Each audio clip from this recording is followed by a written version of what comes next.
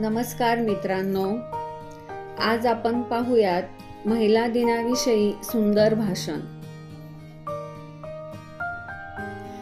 कल्पना सुनीता तू देशाच्या संरक्षणास उभी तू. कल्पना सुनीता तू देशाच्या संरक्षणास उभी तू. आहेस रणरागिणी तू, अबला नव्हे शक्तिशाली तू. आहेस रणरागिणी तू, अबला नव्हे शक्तिशाली तू. वंदनीय व्यासपीठ, सन्माननीय गुरुजन आणि माझ्या मित्रमैत्रिणींनो, सर्वांना जागतिक महिला दिनाच्या हार्दिक शुभेच्छा.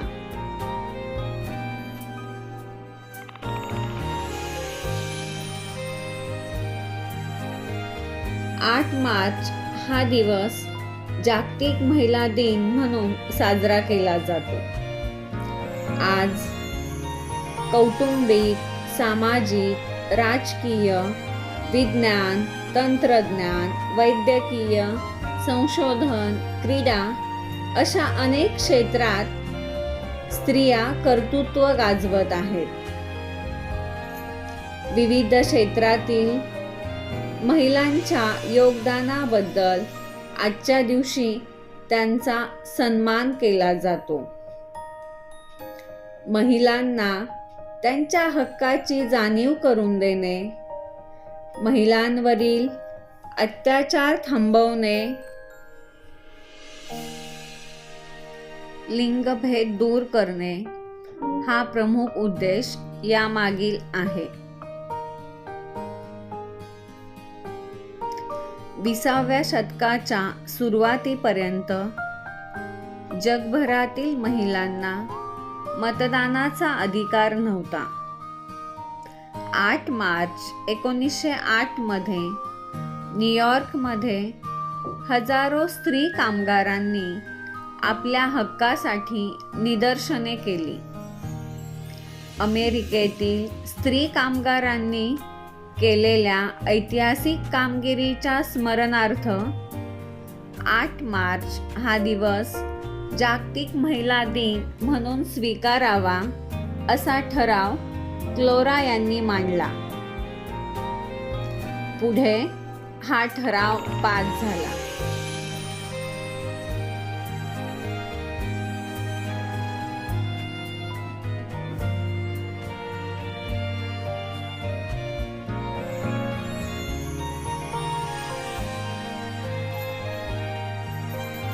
महाराणी ताराराणी, झाशीची राणी लक्ष्मीबाई, अहिल्याबाई होळकर, पहिल्या महिला पंतप्रधान इंदिरा गांधी, पहिल्या महिला राष्ट्रपती प्रतिभाताई पाटील,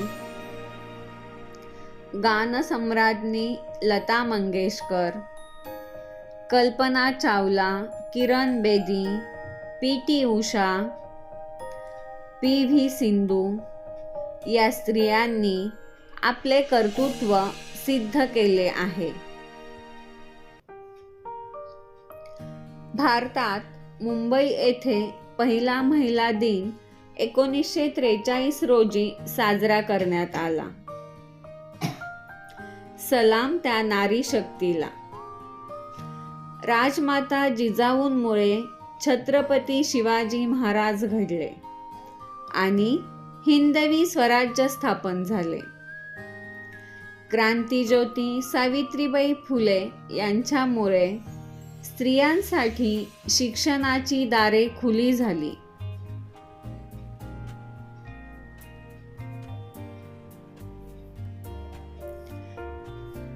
महिला दिन हा केवळ एक दिवस साजरा करण्याचा दिवस नाही. आपण नेहमी स्त्रियांचा सन्मान केला पाहिजे.